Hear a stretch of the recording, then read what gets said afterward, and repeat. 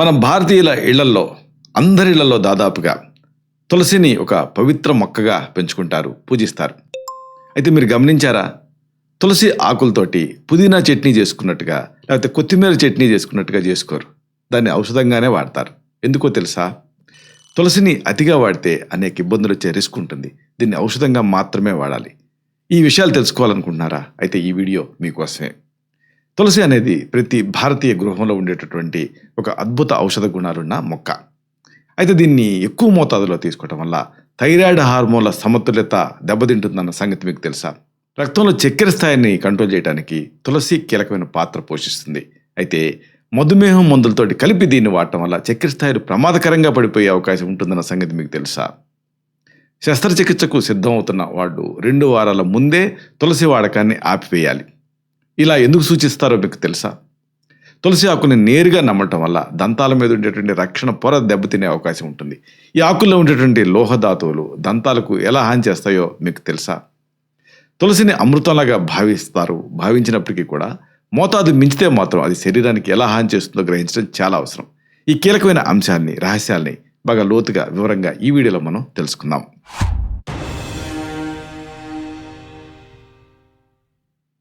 మిత్రులారా, నమస్కారం. నేను మీ డాక్టర్ చిరుమామిళ్ళ మురళీ మనోహర్. ఈ వీడియోలో చాలా ముఖ్యమైన విషయాన్ని మనం మాట్లాడుకోబోతున్నాం. నిజానికి ప్రతి వాళ్ళకి అవగాహన ఉండాల్సింది ఇది.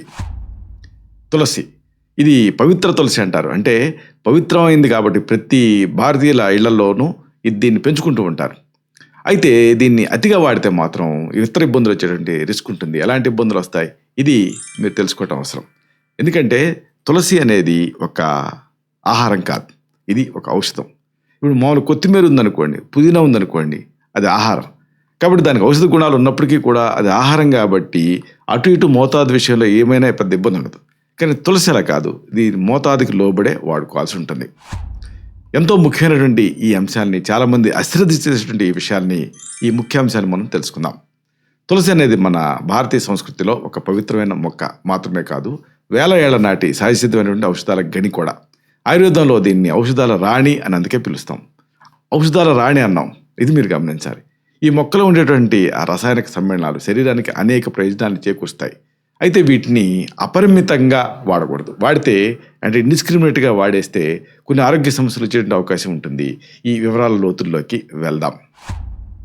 మెయిన్గా చెప్పుకోవాల్సింది థైరాయిడ్ గ్రంథి పైన దీని ప్రభావం గురించి. తులసిని క్రమం తప్పకుండా రెగ్యులర్గా ఎక్కువ మోతాదులో వాడితే ఈ థైరాయిడ్ గ్రంథి పనితీరు పైన ప్రభావం పడుతుంది. దీనివల్ల రక్తంలో ఉండేటువంటి థైరాక్సిన్, మెయిన్గా T4 హార్మోన్ స్థాయి తగ్గే అవకాశం ఉంటుంది. మామూలుగా దీన్ని ఒక ట్రీట్మెంట్ కింద వాడతాం, కానీ తగ్గుతుంది. ఎవరైనా ఇప్పటికే థైరాయిడ్ తక్కువగా ఉండేటువంటి సమస్య ఉంటే, అంటే హైపోథైరాయిడంతో బాధపడుతూ ఉంటే, వాళ్ళు మళ్ళీ దానికి మందులు కూడా వాడుతూ ఉంటే, అప్పుడు ఈ తులసిని వాడే విషయంలో అప్రమత్తంగా ఉండాలి. ఎందుకంటే థైరాయిడ్ హార్మోన్ల స్థాయిలు తగ్గటం వల్ల శరీరంలో జీవక్రియలు మందగించేస్తాయి. దీనివల్ల నీరసం, బరువు పెరగటం ఇలాంటి లక్షణాలు కనిపిస్తాయి. థైరాయిడ్ మందులు వాడుతున్న వాళ్ళు వైద్య సలహా తీసుకోకుండా తులసి సప్లిమెంట్ని వాడటం అస్సలు మంచిది కాదు. ఇక అతి ముఖ్యమైనది రక్తం గడ్డగట్టే ప్రక్రియ గురించి, శస్త్రచికిత్స గురించి, ఈ సందర్భాల్లో తులసి వాడకం గురించి తెలుసుకోవాలి. తులసి ఆకుల్లో యూజినాల్ అనేటువంటి రసాయనిక పదార్థం ఉంటుంది. ఇది సహజంగానే రక్తాన్ని పలచబరిచేటువంటి గుణాన్ని కలిగి ఉంటుంది. అందుకే దీన్ని మామూలుగా యాంజైనా ప్రివెన్షన్కి ఇస్తూ ఉంటాం. అయితే దీనివల్ల శరీరంలో రక్తం గడ్డగట్టే వేగం తగ్గుతుంది. కాబట్టి ఎవరైనా రక్తాన్ని పలచబరిచే మందులు వాడుతూ ఉంటే, అంటే యాంటీకోగ్యులెంట్స్ లాంటివి వాడుతున్నట్టయితే వాళ్ళు తులసిని ఎక్కువ మోతాదులో తీసుకోకూడదు. ముఖ్యంగా శస్త్రచికిత్స అంటే సర్జరీ జరగడానికి కనీసం 2 వారాల ముందు నుంచి తులసి వాడకాన్ని పూర్తిగా మానేయాలి. లేకపోతే శస్త్రచికిత్స సమయంలో, అలాగే ఆ తర్వాత పోస్ట్ ఆపరేషన్ కండిషన్లో విపరీతమైన రక్తస్రావం అంటే బ్లీడింగ్ జరిగేటువంటి ప్రమాదం ఉంటుంది. దెబ్బలు తగిలినప్పుడు రక్తం త్వరగా ఆగకపోవటం వంటి ఇబ్బందులు దీనివల్ల వస్తూ ఉంటాయి. ఇంకొక ముఖ్యమైన విషయం ఏంటంటే సంతానోత్పత్తి సామర్థ్యం పైన ప్రతికూలత ఉంటుంది తులసికి సంబంధించి. ఇది కూడా తెలుసుకోవాల్సిన అవసరం ఉంటుంది. కొన్ని శాస్త్రీయ పరిశోధన ప్రకారంగా తులసిని ఎక్కువ మోతాదులో తీసుకోవడం వల్ల పురుషుల్లో సంతానోత్పత్తి సామర్థ్యం తగ్గే అవకాశం ఉంటుంది.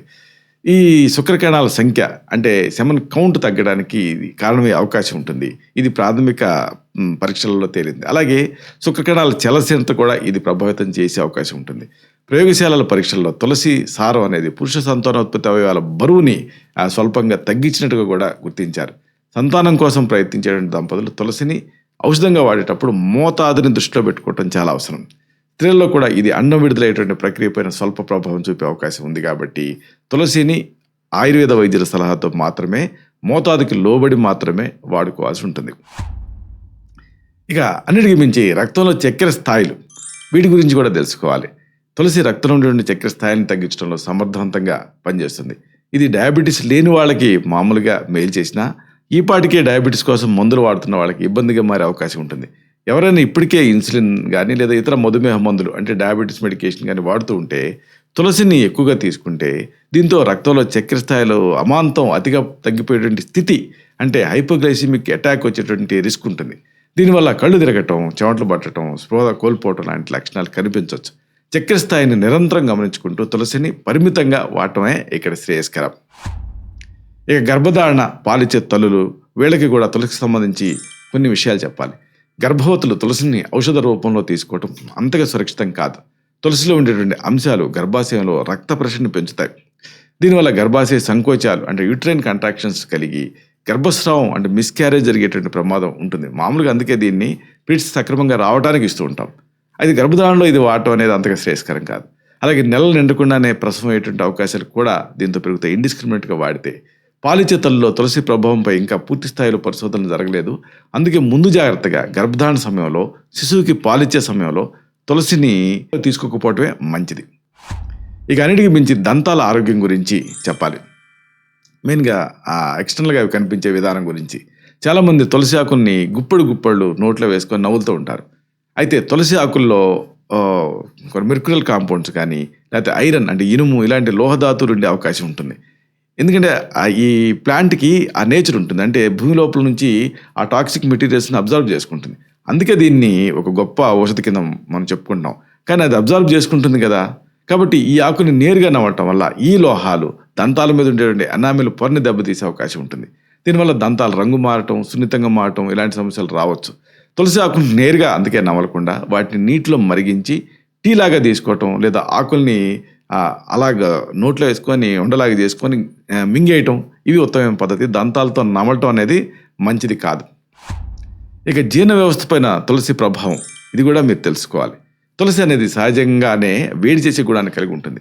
దీన్ని ఖాళీ కడుపుతో కానీ లేదా అతిగా కానీ తీసుకుంటే కడుపులో మంట, ఎసిడిటీ ఇలాంటి సమస్యలు రావచ్చు. యూజినాల్ అనే పదార్థం పరిమితికి మించితే కాలేయానికి సంబంధించిన సమస్యలు వచ్చే అవకాశం ఉంటుంది. వికారం, వాంతులు, కడుపులో నొప్పి లాంటి లక్షణాలు కనిపిస్తే తులసి వాడకాన్ని వెంటనే ఆపేయాల్సి ఉంటుంది. సాధారణంగా రోజుకి 2 నుంచి 3 ఆకులు లేదా బెస్ట్ ఏంటంటే 1 కప్పు తులసి టీ, అంటే ఒక 2-3 తులసి ఆకుల్ని నీళ్ళకి వేసి మరిగించి 1 కప్పు తులసి టీ తీసుకోవడం అనేది సురక్షితం. ముగింపుగా ఒక ముఖ్యమైన విషయాన్ని మీకు మనవి చేయాలి. తులసి అనేది ఎన్నో వ్యాధులను నయం చేసే అపురూపమైనటువంటి ఔషధం. అయితే దీన్ని కేవలం పరిమిత మోతాదులోనే తీసుకోవాలి. అలా తీసుకున్నప్పుడు మాత్రమే పూర్తి ప్రయోజనాన్ని మీరు పొందొచ్చు.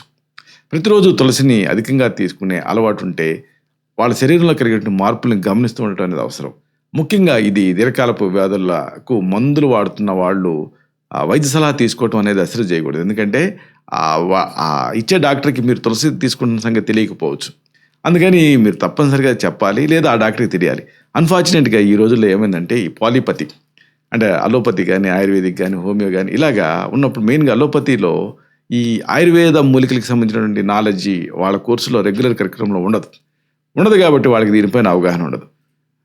కానీ ఆయుర్వేదిక్ స్టూడెంట్స్ కొంతవరకు ఈ అలోపతిక్ మెడిసిన్స్ గురించి చదువుతారు. ఎందుకంటే ఒక్కొక్కసారి అలోపతి మందులు వాడుతున్నప్పుడు తగ్గినప్పుడు ఏమి ఇవ్వాలి అన్న దాని గురించి కానీ, ఇతర అంశాల గురించి కానీ కొంత నాలెడ్జ్ వీళ్ళకు ఉంటుంది. కాబట్టి వైద్యులకి అవగాహన ఉండదు. కాబట్టి ఒకవేళ మీరు ఏదన్నా ఒక వ్యాధికి మందులు వాడుతూ ఉంటే, అప్పుడు ఇలాంటివి తీసుకుంటూ ఉంటే, అప్పుడు వైద్య సలహాతో మాత్రమే దీన్ని తీసుకోవడం అనేది అవసరం. సలహా కూడా తీసుకోవాలి. ఆరోగ్యం అనేది మితంగా వాడేటువంటి అలవాట్లతోటే సాధ్యమవుతుంది. కాబట్టి అప్రమత్తంగా ఉండాలి. ఇలాంటి మరిన్ని ఇన్ఫర్మేటివ్ వీడియోస్ కోసం ఈ ఛానల్ సబ్స్క్రైబ్ చేసుకోండి. అలాగే ఈ వీడియోలు అప్లోడ్ అవడంతో ఆ విషయం మీకు తెలియాలనుకుంటే బెల్ బటన్ క్లిక్ చేయండి. అప్పుడు మీకు ఒక నోటిఫికేషన్ వస్తుంది. ఆ నోటిఫికేషన్ క్లిక్ చేయడంతో ఆ వీడియోని మిస్ కాకుండా చూడగలుగుతారు. శతం జీవ శరదో వర్ధమానః, శతం హేమంతాన్ శతం వసంతాన్. 100 శరత్తులు, 100 హేమంతాలు, 100 వసంతాలు వర్ధిల్లుతూ జీవించండి. Stay healthy, stay happy, be positive, keep smiling. Love you all. శుభం.